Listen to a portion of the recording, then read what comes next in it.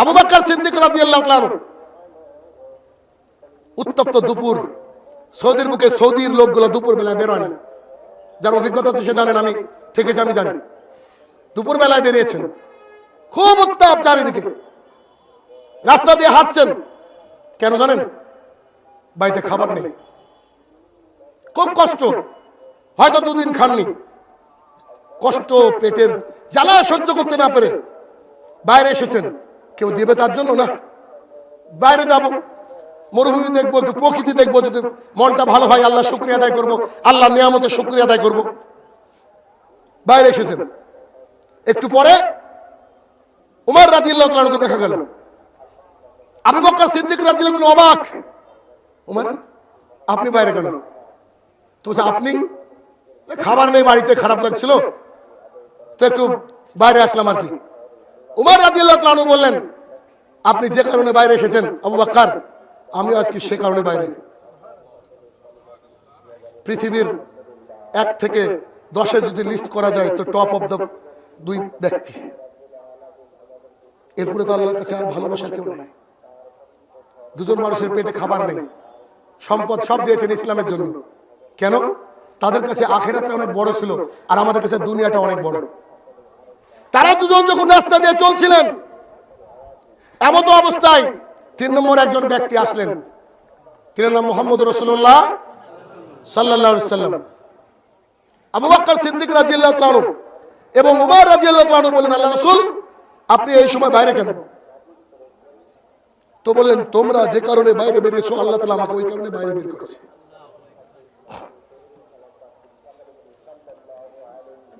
বলেন কি করে পরিত্রাণ পাবো? হিসাবে ধরে নাও, পৃথিবীর সর্বশ্রেষ্ঠ মানুষের আল্লাহ তাআলা খাবার দিয়ে পরীক্ষা করেছেন না দিয়ে। দুজন কান্না করতে শুরু করলেন, আবু বকর আর ওমর, আপনার খাবার জুটেনি, আমাদের নাই জুটলো।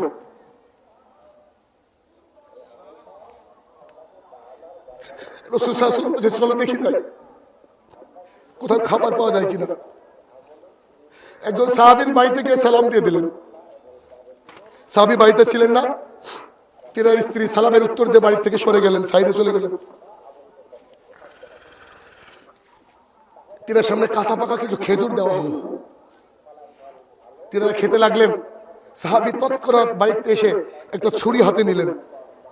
রাসূল সাল্লাল্লাহু আলাইহি ওয়াসাল্লাম ছুরিটা হাতে নেওয়ার পরে দেখে বললেন, যে ছাগল দুধ দেয় এই ছাগলকে জবাই করিও না।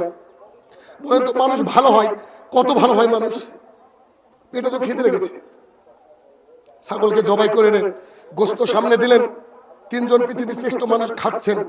রাসূল সাল্লাল্লাহু আলাইহি ওয়াসাল্লাম বলছেন, সুম্মা লা তুসআলুন্না ইয়াউমাইযিন আনিন নাইম।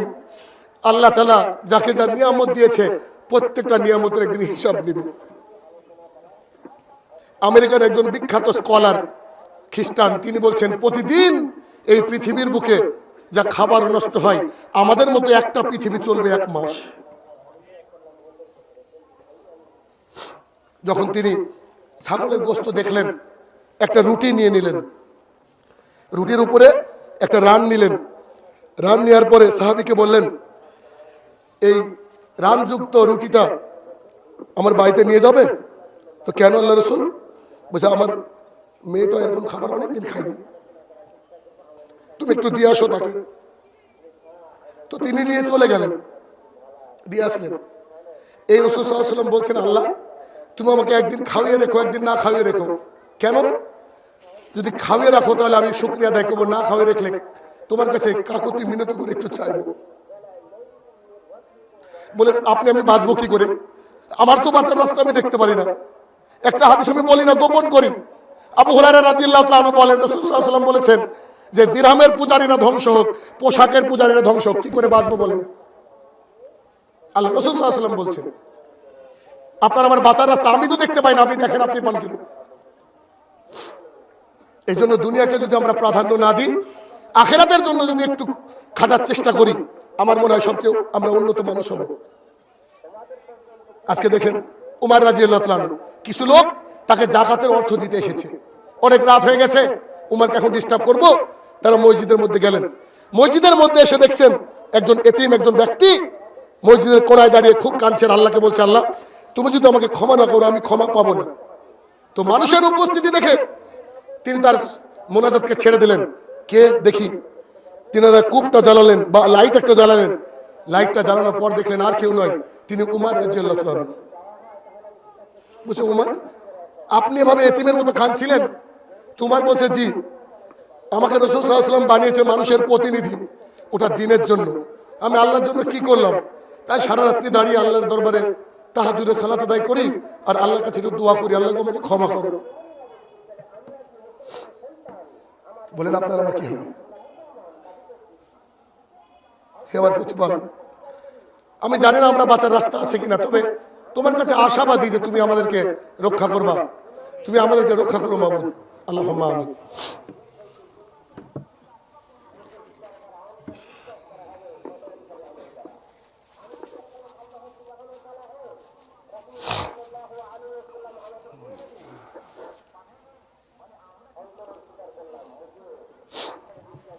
আলহামদুলিল্লাহ ওয়াহদা ওয়াসসালাতু ওয়াসসালামু আলা মান লা নাবিয়্যা বা'দা, আম্মা বাদ।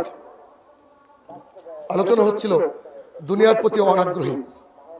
দেখেন, রাসূলুল্লাহ সাল্লাল্লাহু আলাইহি ওয়াসাল্লামকে একজন ব্যক্তিকে জিজ্ঞাসা করছেন, বর্ণনাকারী আনাস রাদিয়াল্লাহু তাআলা, আল্লাহ রাসূল সাল্লাল্লাহু আলাইহি ওয়াসাল্লাম আপনি বলেন তো পৃথিবীর বুকে সবচেয়ে শিক্ষিত বুদ্ধিমান মানুষকে? তো রাসূল সাল্লাল্লাহু আলাইহি ওয়াসাল্লাম বলছেন, যে ব্যক্তি প্রতিদিন কবরকে স্মরণ করে, যে ব্যক্তি প্রতিদিন মৃত্যুর কথা ভাবে, ও হচ্ছে পৃথিবীর সবচেয়ে ইন্টেলিজেন্ট মানুষ। সকাল থেকে বোধহয় হয়নি কারণ এটা করার। তাহলে আমাদেরকে আখিরাতমুখী হওয়ার চেষ্টা করতে হবে। দুনিয়াতে কিচ্ছু নাই, দুনিয়াতে কিচ্ছু নাই, দুনিয়াতে কিচ্ছু নাই, এটা পরীক্ষার জায়গা। আমি বারবার কথাটাকে রিপিট করছি, একটু বোঝার চেষ্টা করেন। দুনিয়াটা আমাদের জন্য পরীক্ষার জায়গা। এখানে আল্লাহ তাআলা অর্থ দিয়ে পরীক্ষা করেছেন, অর্থ না দিয়েও পরীক্ষা করেছেন। কেমন? আবু সাঈদ খুদরি রাদিয়াল্লাহু তাআলা আনহু বলেন, রাসূলুল্লাহ সাল্লাল্লাহু আলাইহি ওয়াসাল্লাম বলেছেন, আল্লাহ তাআলা যাকে তার প্রিয় বস্তু দুটো দেয়নি, মানে চোখ দেয়নি, এবং সে যদি আল্লাহ তাআলার উপরে তাওয়াক্কুল করে, ভরসা করে, আল্লাহ তাআলাকে ভালোবাসে, তারপরেও রাসূল সাল্লাল্লাহু আলাইহি ওয়াসাল্লাম বলেছে আল্লাহ সুবহানাহু ওয়া তাআলা তার জন্য জান্নাতুল ফেরদৌস লিখে রেখেছেন। কেন? এটা আমাদের জন্য দুনিয়ার জন্য পরীক্ষা। সেদিন তো তার চোখ হয়ে যাবে, সেদিন আমি আপনি হয়তো অন্ধ হয়ে যাব। কেন? এতগুলো হাদিস শোনার পরে যদি আমাদের অন্তরটা না নাড়া দেয়। আবু বকর সিদ্দিক রাদিয়াল্লাহু তাআলা কোরআনুল কারীমের আয়াত পড়তে পারতেন না, পড়লে কান্না করতেন, খুব কাঁদতেন। পৃথিবীর সবচেয়ে বেশি কেঁদেছেন আবু বকর সিদ্দিক রাদিয়াল্লাহু তাআলা। কেন? তিনারা আসলে বুঝতেন, তিনারা বুঝতেন। আবু হুরায়রা রাদিয়াল্লাহু তাআলা বলেন, রাসূলুল্লাহ সাল্লাল্লাহু আলাইহি ওয়াসাল্লাম একদিন ফজরের সালাত আদায় করালেন, আমাদের দিকে তাকিয়ে বললেন, আজকে তোমরা কে জানাজায় গিয়েছো? আবু বকর বলছে আমি। আজকে তোমরা কে সিয়ামের নিয়াত করেছো? আবু বকর বলছে আমি। আজকে তোমাদের মধ্যে কে কোন একটা অসহায়কে দান করেছো? উমর বলছে আশা করছি কে দান করবে, ফজরের তো সালাত আদায় করতে মসজিদে আসলো, আশা করছি এটা কেউ দান করেনি। আবু বকর বলছে আমি। রাসূল সাল্লাল্লাহু আলাইহি ওয়াসাল্লাম বলছে আজকে কে বিমার পরিষি করেছো, অসুস্থ দিনী ভাইকে দেখতে গিয়েছো? আবু বকর সিদ্দিক রাদিয়াল্লাহু তাআলা উঠে বলছেন আমি।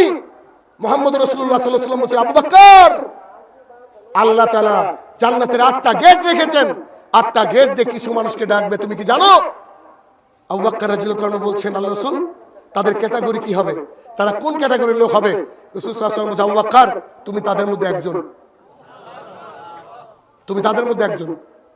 পৃথিবীর সর্বশেষ ব্যক্তি যে জান্নাতে প্রবেশ করবে, আল্লাহ তাআলা 10টা পৃথিবীর সমান জান্নাত তাকে দেবে। আনাস রাদিয়াল্লাহু তাআলা আনহু বলেন, রাসূলুল্লাহ সাল্লাল্লাহু আলাইহি ওয়াসাল্লাম বলেছেন কিয়ামতের মাঠে আল্লাহ সুবহানাহু ওয়া তাআলা পৃথিবীর সবচেয়ে কোটিপতি মানুষকে বের করে আসবে। এখন বর্তমানে পৃথিবীর সবচেয়ে কোটিপতি মানুষের নাম হচ্ছে এলন মাস্ক, সবচেয়ে কোটিপতি মানুষ।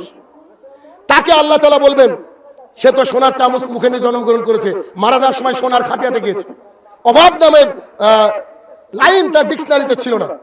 আল্লাহ সুবহানাহু ওয়া তাআলা বলবেন সেই দিন যে একজন ফেরেশতাকে আল্লাহ বলল ওকে জাহান্নামের মধ্যে নিয়ে যাও, চুবিয়ে রাখো না, এভাবে চুবাও, বের করে আনো, 1 সেকেন্ডে 1 লাখ বার বের করা যায়, আল্লাহ তাআলার টেকনোলজি। এভাবে চুবিয়ে বের করে নিয়ে এলন মাস্ককে জিজ্ঞাসা করা হচ্ছে, সবচেয়ে কোটিপতি মানুষকে জিজ্ঞাসা করা হচ্ছে, আচ্ছা বলেন তো পৃথিবীতে কেমন ছিলেন? তো সেদিন আল্লাহ তার সামনে দাঁড়িয়ে বলবেন, হে আমার প্রতিপালক, আপনার ইজ্জতের কসম, পৃথিবীতে যে কোনোদিন সুখ পেয়েছি মনে পড়ে না। পৃথিবীর 70-80 বছর কি ভাবছেন বিলাসিতা? এর পরের অংশটুকু শোনেন, অন্তর ভরে যাবে। রাসূলুল্লাহ সাল্লাল্লাহু আলাইহি ওয়াসাল্লাম বলছেন, একেবারে হত দরিদ্র মানুষকে ডাকা হবে। এই হতদরিদ্র এই কথাটা বলতে গিয়ে আমি একটু থেমে যাই। কেন জানেন? আমার জানার মতে নাই যে হতদরিদ্র সাহাবীদের চেয়ে আর কেউ ছিল কিনা। তারা এত দরিদ্র ছিল। সবচেয়ে হতদরিদ্র মানুষটাকে 7 দিনে 1 দিন খাবার জুটেনি, তাকে বের করে এনে ঠিক এলন মাস্কের মতোই তাকে জান্নাতের মধ্যে চুবানো হবে। জান্নাতের মধ্যে চুবিয়ে বের করে এনে আল্লাহ তাআলা বলবে, তুমি কেমন ছিলা বলো দেখি। তখন সেই ব্যক্তি আল্লাহ তাআলার সামনে দাঁড়িয়ে বলবে, হে আমার প্রতিপালক, আল্লাহর কসম করে বলছি, আপনার ইজ্জতের কসম, দুনিয়াতে যে আমি কত সুখে ছিলাম, আমি আপনাকে কি দিয়ে বুঝাই? আল্লাহকে বলছি। তাহলে 70 বছর যদি 1 সেকেন্ডে শেষ হয়ে যায়, এদেশে এখানে বিলাসিতা প্রয়োজন আছে? আসল জায়গা তো আমাদের ওইটা, আসল জায়গা ওইটা। খুতবাকে বেশি লম্বা না করে একটা নসিহত আপনাকে করি একটা হাদিসের মাধ্যমে। আবু হুরায়রা রাদিয়াল্লাহু তাআলা আনহু বলেন, রাসূলুল্লাহ সাল্লাল্লাহু আলাইহি ওয়াসাল্লাম বলেছেন, কোন ব্যক্তি যদি গরুর ওলান বা বাট, কি বলেন আপনারা, ওলান বা বাট থেকে দুধ বের করে, তারপরে সে চেষ্টা করুক সেই দুধকে ঢোকানোর জন্য। রাসূল সাল্লাল্লাহু আলাইহি ওয়াসাল্লাম বলেন, অসম্ভব। গরুর ওলান থেকে বাট থেকে দুধ বের করে ঢোকানো যেমন অসম্ভব, কোন চোখ আল্লাহ তাআলার ভয়ে কাঁদলে সেই চোখ জাহান্নামে যাওয়া অত অসম্ভব, যেমন করে গরুর ওলানে দুধ ঢোকানো অত অসম্ভব। সোজা কথা, যে চোখ আল্লাহ তাআলার ভয়ে কাঁদে, ওই চোখ জাহান্নামের আগুন দেখবে না। আল্লাহ তাআলার ভয়ে কাঁদার, আমি জানি না এখানে আর আসতে পারবো কিনা কোনোদিন। এটাই আমার শেষ নসিহত হতে পারে। কখন নোটিশ উপরে থেকে আসতে পারে, এই কথাটা যদি আপনি একটু মেনে চলেন, একটু খেয়াল করে দেখবেন যে আজকে ফজরের আজান হয়েছে 5:30, নেরাবোট এদিক ওদিক হতে পারে 1 মিনিট। 5:30 হচ্ছে ওয়াক্ত। সবাইকে একটু অনুরোধ করবো আমি, দেখেন আল্লাহ তাআলা আপনার চেহারার উজ্জ্বলতা বাড়িয়ে দেবে, পৃথিবীর বুকে সম্মান বাড়িয়ে দেবে। টাকা পয়সা শুধু রিজিক না, সম্মান হচ্ছে রিজিক। তো আল্লাহ তাআলা সব দিয়ে দিবেন আপনাকে। দুনিয়া এবং আখিরাতে আপনার আমার জন্য কল্যাণকর অবস্থান থাকবে যদি এই কাজটুকু করতে পারি। আজকে ফজরের আজান হয়েছে 5:30-এ। আমার দিনী ভাই এবং বোনদেরকে বলবো, একটু মনোযোগ দেন। এখান থেকে সালাত আদায় করার পরে মোবাইলটাকে হাতে তুলবেন, অ্যালার্মে যাবেন, 5টায় অ্যালার্ম দেন। 5টায় অ্যালার্ম দেন, না বেশি দূরে না, আবেগ দিয়ে নয়, বিবেক দিয়ে। 5টায় অ্যালার্ম দেন। অ্যালার্মটা বেজে গেল অনেক বড় রাত্রি। ইবনে মাসুদ না ইবনে আব্বাস রাদিয়াল্লাহু আনহু বলতেন, শীতকাল আসলে বলতেন, হালান সাহালান, স্বাগতম স্বাগতম। দিন ছোট রোজা করে শান্তি, রাত বড় ইবাদত করে শান্তি। তো ওটা আমরা এখন কাজে লাগাতে পারি। আপনাকে বলছি না যে আপনাকে ওইভাবে তাহাজ্জুদ পড়তে হবে। আজকে ইশার নামাজ আদায় করবেন, প্রয়োজন হলে আপনি বিতিরটাকে ছেড়ে রাখবেন, দরকার কাজা আদায় করবেন। একটা দিন আমার কথা মানেন, বিতিরটা পড়বেন না। আমি আজকেও বিতিরটা কাজা আদায় করেছি। কেন? আমার অভ্যাস, আমি পড়ি না, যদি মৌকা পাই 2 মিনিট। তো বিতিরটাকে রেখে 5টায় অ্যালার্ম দেন। 10 মিনিট বাথরুমে গেল, 20 মিনিট হাতে আছে। 10 মিনিটে 2 রাকাত সালাত আর বিতির 1 রাকাত করেন। 10-15 মিনিট যা হলো। 5 থেকে 7 মিনিট হাত তুলেন। কেউ না, স্ত্রী থাকলে পাশের ঘরে পাঠিয়ে দেন, তুমি একটু উঠো তো, আপনি এই ঘরে একা। এবার আল্লাহর কাছে 2 হাত তুলে যত পাপ করেছেন, এটা আপনি আর আল্লাহ ছাড়া কেউ জানে না। এই পাপগুলোকে রেডি করেন, রেডি করে আল্লাহকে বলেন, হে আমার প্রতিপালক, এই দেখেন পাপ অসম্ভব, আমি জান্নাতে যেতে পারবো না, এত অন্যায় আমি করেছি। তবে শুনেছি মাবুদ, তুমি নাকি তওবাকারীকে ভালোবাসো, তুমি নাকি পাপ ক্ষমা করতে ভালোবাসো। হে আমার প্রতিপালক, এই দেখেন পাপ, আমাকে ক্ষমা করো না। এই কথা বলবেন, আমি আপনাকে গ্যারান্টি দিচ্ছি আপনার চোখ দিয়ে পানি আসবে। আর যদি আপনার চোখ দিয়ে পানি আসতে পারে, তাহলে ধরে নেন আল্লাহ তাআলা আপনাকে জান্নাতের জন্য সৃষ্টি করেছে। একবার একটু খেয়াল করে দেখবেন, আল্লাহু আকবার বলে বুকে হাত বেঁধে দাঁড়িয়ে গিয়েছেন, যখন মালিক ইয়াউমিদ্দিন এই কথা বলছেন। আপনি একবার একটু খেয়াল করেন তো, মালিক ইয়াউমিদ্দিন মানে রাসূল সাল্লাল্লাহু আলাইহি ওয়াসাল্লাম তার নিজের মেয়েকে বলছে, মা ও আমার কলিজার টুকরা, তোমার যদি কিছু চাওয়ার থাকে তোমার বাবার কাছ থেকে এখন চাও, কিয়ামতের মাঠে আমি মুহাম্মদ সাল্লাল্লাহু আলাইহি ওয়াসাল্লাম তোমার কিছু করতে পারবো না। এটা হচ্ছে মালিক ইয়াউমিদ্দিন। রাসূল সাল্লাল্লাহু আলাইহি ওয়াসাল্লাম আয়েশা রাদিয়াল্লাহু আনহা বলছেন, আল্লাহ রাসূল, কিয়ামতের মাঠে মানুষটাকে সবাই উলঙ্গ থাকবে, আমাদেরকে দেখে নেবে না? মুহাম্মদ সাল্লাল্লাহু আলাইহি ওয়াসাল্লাম বলছে, কিয়ামতের মাঠে এত কঠিন, কেউ কারোর দিকে তাকাবে না। আল্লাহ ওই দিন কেউ কারোর দিকে তাকাবে না। ওটা কি মালিক ইয়াউমিদ্দিন? ওই দিনের সভাপতি তুমি? হে আমার প্রতিপালক, শাহিনুর রহমানের কাছ থেকে শুনলাম, আবু হুরায়রা রাদিয়াল্লাহু আনহু বলেছেন, রাসূল সাল্লাল্লাহু আলাইহি ওয়াসাল্লাম বলেছেন, কিয়ামতের মাঠে জাহান্নামকে টেনে নিয়ে আসবে 490 কোটি ফেরেশতা। জাহান্নাম চিৎকার দিবে, জাহান্নাম রাগে গড়গড় করবে, আল্লাহকে বলবে, দাও, আরো পাঠাও, আরো পাঠাও, আরো পাঠাও। আল্লাহ তাআলা তার ডান পাটা জাহান্নামের মধ্যে ঢুকে দেবে। জাহান্নাম বলবে, কাদ কাদ কাদ, যথেষ্ট হয়েছে, যথেষ্ট হয়েছে, যথেষ্ট হয়েছে। আল্লাহ, ওটাই তো মালিক ইয়াউমিদ্দিন। ওই দিনের সভাপতি তুমি বাবু। ওই দিন আমার আব্বা আমাকে দেখে পালিয়ে যাবে, আমার মা আমাকে দেখে পালিয়ে যাবে, একটা নেকি সেদিন কেউ কাউকে দেবে না। ওই দিন মালিক ইয়াউমিদ্দিন বলে এই কথাগুলো ভাবেন আপনি একা একা ভাবেন, আপনার চোখ দিয়ে পানি আসতে বাধ্য। আমার তো আসে, আপনি দেখেন তো, আপনি যখন কাঁদতে পারবেন আল্লাহর কাছে, আল্লাহর ভয়ে কাঁদতে পারবেন। যে আবু সাঈদ খুদরি রাদিয়াল্লাহু তাআলা বলেন, রাসূলুল্লাহ সাল্লাল্লাহু আলাইহি ওয়াসাল্লাম বলেছেন যে আল্লাহ তাআলা ডাক দিবেন, আদম, জি আল্লাহ বলেন, তুমি তোমার সন্তানের মধ্যে থেকে জাহান্নামকে বের করে দাও। আল্লাহ তাআলা, সবাই আমরা সেদিন থাকবো, সবাই, এভরিওয়ান, কোনো মাইক লাগবে না, কোনো ডিভাইস লাগবে না, সবাই আমরা কথা শুনতে পাবো, সবাই কান খাড়া করে বসে থাকবো। রাসূল সাল্লাল্লাহু আলাইহি ওয়াসাল্লাম বলছেন, আল্লাহ তাআলা বলবে, 1999 জন জাহান্নামী। এই বাক্যটা যখন বলবে, রাসূল সাল্লাল্লাহু আলাইহি ওয়াসাল্লাম বলছেন যে কিছু মানুষ যুবক ছিল, 18-16 বছর বয়স, ওরা এই ঘোষণা শুনে ওদের বয়স হয়ে যাবে 80, বৃদ্ধে রূপান্তরিত হয়ে যাবে। যার পেটে বাচ্চা রেখে মারা গিয়েছে, যে মা বাচ্চা নিয়ে, ওই বাচ্চা প্রসব হয়ে চলে যাবে, মা বুঝতে পারবে না আমার বাচ্চা হয়ে গেল। আমার জানা মতো পৃথিবীতে সবচেয়ে কঠিন কাজ হচ্ছে নর্মাল ডেলিভারিতে বাচ্চা জন্ম দেওয়া। মায়ের বাচ্চা হয়ে যাবে, মা বুঝতে পারবে না। আর কি হবে? ওই যে ছোট বাচ্চারা মারা গিয়েছে, তোমার মা মারা গিয়েছে, কিয়ামতের মাঠে আল্লাহ তাআলা ব্যবস্থা করে দেবে, তারা দুধ দিবে, বাচ্চাকে দুধ খাওয়াবে। একটা ঘোষণা শুনে 1999, এটা শুনে মায়ের কোল থেকে দুধ খাওয়ার তো বাচ্চাটা পড়ে যাবে, মা বুঝতে পারবে না। আল্লাহ তাআলা বলছে, মুহাম্মদ সাল্লাল্লাহু আলাইহি ওয়াসাল্লাম, তুমি লোকগুলোকে খেয়াল করো, সবাইকে মাতাল মনে হচ্ছে না? সবাই মদ খেয়ে এসেছে মনে হচ্ছে না? আল্লাহ তাআলা বলছে, না, এরা কেউ মাতাল নয়, এর আমার আযাবটাই এত কঠিন। এই আযাব থেকে বাঁচার একটাই রাস্তা, আল্লাহ তাআলার ভয়ে কাঁদা। আজকে চেষ্টা করেন, আপনার জন্য আমি 8 ঘন্টা সময় চেয়ে নিচ্ছি, 8 ঘন্টা সময় চেয়ে নিচ্ছি। এই 8 ঘন্টা আল্লাহর জন্য দেন। আপনি 5 দিন 1 সপ্তাহ সালাত আদায় করেন। প্রয়োজন হলে মসিউর ভাইয়ের কাছ থেকে আমার নাম্বার নিয়ে নেবেন, আপনি আমাকে জানাবেন যে হ্যাঁ সত্যি ভাই, পৃথিবীর বুকে থাকলে 8 ঘন্টা যদি আল্লাহর জন্য ব্যয় করি, আপনার মনে হবে যে আপনি একজন হিরো। বিশ্বাস করেন, বিশ্বাস করেন, আল্লাহ তাআলার জন্য কাঁদলে যে কত শান্তি লাগে, এটা আমি বুঝাতে পারবো না, একটু বোঝার চেষ্টা করেন। হে আমার প্রতিপালক, আমরা সবাই পাপী এবং গুনাহগার বান্দা মাবুদ, তুমি যদি বিশেষ ক্যাটাগরিতে, বিশেষ রহমত দিয়ে আমাদেরকে ক্ষমা না করো মাবুদ, আমরা কেউ ক্ষমা পাওয়ার যোগ্য না। হে আমার প্রতিপালক, আমাদেরকে তুমি সেই ভয়াবহ দিনে একত্রিত হয়ে ক্ষমা করার তৌফিক আদা করো, আল্লাহুম্মা আমিন। হে আমার প্রতিপালক, মাটির তলে যারা চলে গিয়েছে, জানি না কি হালে রয়েছে, তারা যদি ক্ষমার যোগ্য হয় মাবুদ, তাকে তুমি ক্ষমা করে দাও, আল্লাহুম্মা আমিন। হে আমার প্রতিপালক, গোটা পৃথিবী যদি বিদাতে ডুবে যায় মাবুদ, তোমার কোরআন এবং সুন্নাহকে আঁকড়ে ধরার জন্য আমরা জীবন দিতে প্রস্তুত। আমাদেরকে সেইভাবে চলার, যেন শিরক বিদআতের উর্বর জমিতে তাওহীদের উর্বর চাষ করতে পারি, সেই তৌফিক আদা করো, আল্লাহুম্মা আমিন। হে আমার প্রতিপালক, আমরা দিনে রাতে বহু পাপ করি মাবুদ, আমরা অন্ততপক্ষে সালাতের সময় হয়ে গেলে ওই সময় যেন আমাদের কোনো অলস্য ভাব না আসে, তার জন্য তুমি আমাদেরকে শক্তিশালী বানাও, আল্লাহুম্মা আমিন। হে আমার প্রতিপালক, এই বাইতুল মামুর জামে মসজিদ মাবুদ, এখনো মসজিদ হয়নি, একটা সামনে হয়েছে কিছুটা, এটা মসজিদ হয়নি মাবুদ। এই মসজিদ তোমার বান্দারে করতে পারে, তুমি তাদের অন্তরকে উন্মুক্ত করে দাও, যাতে করে বহু মানুষ দেশ বিদেশ থেকে, বহু মিডিয়ার মাধ্যমে যারা এই খুতবা শুনছে মাবুদ, তারা যেন তোমার ঘর প্রতিষ্ঠায়, কিয়ামতের মাঠে ভালো ফল পাওয়ার আশায়, তারা যেন এখানে একটা সুন্দর বড়, মানে সুন্দর একটা মসজিদ করতে পারে, যেখানে মানুষ ঝড় বৃষ্টির মধ্যে সালাত আদায় করতে কুণ্ঠাবোধ করবে না। তুমি সেই তৌফিক আদা করো, আল্লাহুম্মা আমিন।